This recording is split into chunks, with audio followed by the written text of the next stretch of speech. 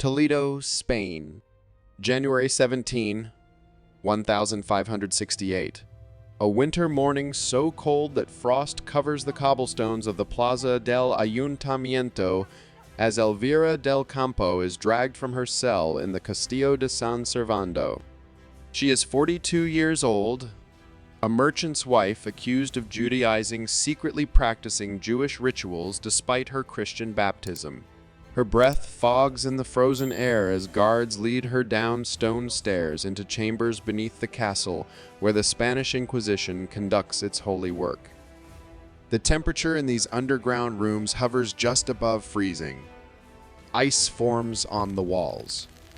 Her thin linen shift provides no warmth as she's forced to kneel on the frozen floor before Inquisitor Diego Ortiz de Angulo, who sits wrapped in heavy wool robes, his breath steaming as he reads the charges in Latin she cannot understand.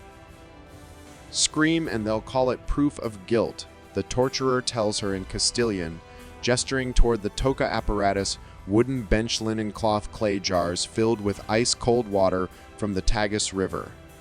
This isn't fiction. This is documented history. Elvira del Campo's trial transcript survived 450 years in Toledo's Inquisition archives, recording every detail of what happened in that frozen chamber. For over 3 centuries, between 1478 and 1834, the Spanish Inquisition operated as one of history's most notorious institutions, a religious tribunal founded by Ferdinand I of Aragon and Isabella I of Castile that wielded absolute power over life, death, and everything in between. For women in particular, the risk was immense. Being called a heretic, a witch, a Judaizer, or even accused of speaking too freely about religious matters could lead to fates worse than death. The accusation alone was enough. Once your name was written into an edicto de fe, a public notice of accusation, your life as you knew it was over. You could be dragged from your home during winter darkness, shackled, locked in cells where January cold became its own torture before any device touched your body. And the devices they used were designed to break both flesh and spirit while leaving minimal visible marks that might complicate public trials. Winter made everything worse. Cold intensified pain, slowed healing, kept victims conscious longer through procedures that summer heat would mercifully end with shock and unconsciousness. Elvira del Campo's case reveals how winter transformed torture into calculated science. The toca, also known as tormento de agua, required minimal equipment, a wooden bench cloth and water, yet produced existential terror. On that January morning in 1568, inquisitors strapped Elvira to an inclined bench in the frozen chamber, tilting her head lower than her feet. This position alone caused discomfort as blood rushed to her head and breathing became labored in the cold air. Then came the cloth, a strip of linen placed over her mouth and nose. Water ice cold from winter storage was poured slowly over the cloth. The trial transcript records Inquisitor Ortiz's clinical notation, first jar administered at 3/4 past the 7th hour. Subject protests innocence. Second jar administered. Subject begins to thrash. The fabric molded to the contours of her face, sealing nostrils and mouth. The freezing water saturated the cloth and was drawn into her airways by desperate gasps. Her body's involuntary reflex to inhale pulled water directly into her throat and lungs. This was drowning, not simulated, but actual drowning, interrupted just before death, then repeated in the January cold that made the water feel like knives in her chest. The winter temperature added a dimension the Inquisition exploited deliberately. Ice-cold water triggered more violent involuntary responses. Bodies thrashed harder against restraints in freezing conditions. Hearts raced to dangerous rhythms trying to maintain core temperature, while drowning and the shock of cold water could trigger cardiac arrest before drowning even occurred. The toca originated in Spanish territories and became standardized in inquisitorial procedure by the late 1400s during winter months, when the method proved most effective. Toledo's Inquisition scheduled water torture sessions primarily between November and March, when prisoners weakened by cold cells broke faster under the ice water assault. Elvira del Campo endured 8 jars that January morning. The transcript records her confession came after the 6th jar, but they continued to the 8th to ensure complete truthfulness. Physical damage from winter toca sessions accumulated with devastating precision. Repeated oxygen deprivation caused brain damage manifesting as memory loss and personality changes. Lungs developed infections from aspirated water, particularly deadly when that water came from frozen storage contaminated with bacteria. These infections progressed to pneumonia that proved fatal for weakened prisoners returned to unheated January cells.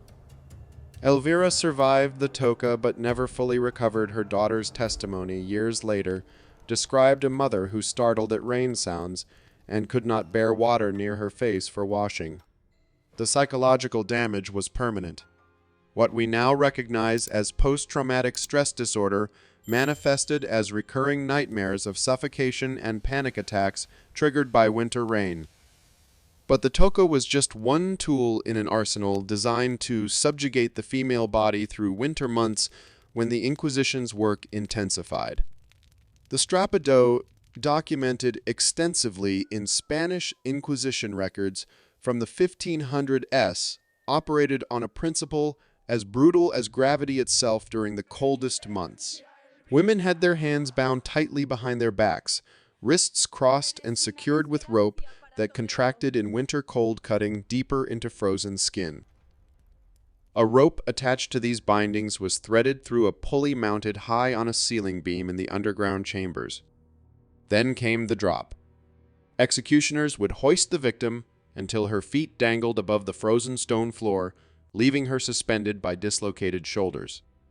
The body's weight became its own torturer, dragging shoulder joints from their sockets within minutes faster in winter, when muscles were already contracted from cold, making ligaments tear more easily. But interrogators rarely settled for simple suspension. They added variations calculated for January conditions, sudden drops that jerked the rope taut in the frozen air, snapping tendons and ligaments that were brittle from cold, weights strapped to ankles that multiplied downward force, hours of suspension in unheated chambers where hypothermia set in, while shoulders separated from their sockets. The anatomical devastation was systematic and worse in winter conditions. Shoulder joints separated, rotator cuffs torn completely, nerves stretched beyond repair, while cold prevented the merciful unconsciousness that normally came from such trauma. Women suffered additional agony as breasts were sometimes bound or weighted, and pregnant victims, common among those accused of adultery or witchcraft, often miscarried from the strain combined with hypothermia.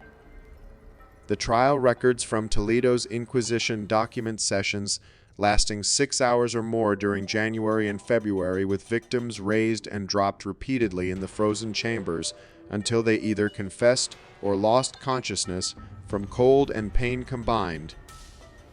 Survivors faced permanent disability even after release, arms that hung uselessly at unnatural angles, hands with no grip strength, chronic pain intensified by cold weather that made sleep impossible every winter for the rest of their lives. Many never regained full range of motion, their bodies forever marked by angles that defied natural anatomy, serving as walking warnings through Toledo's winter streets of what awaited those who defied the Inquisition. While the strappado stretched bodies vertically in frozen chambers, medieval minds had perfected a horizontal counterpart that would become synonymous with torture itself: the rack. The rack represented the pinnacle of biomechanical cruelty refined through winter experimentation. Constructed from heavy oak aged in cold storage, to prevent warping, this rectangular frame featured rollers at each end connected to a ratchet mechanism.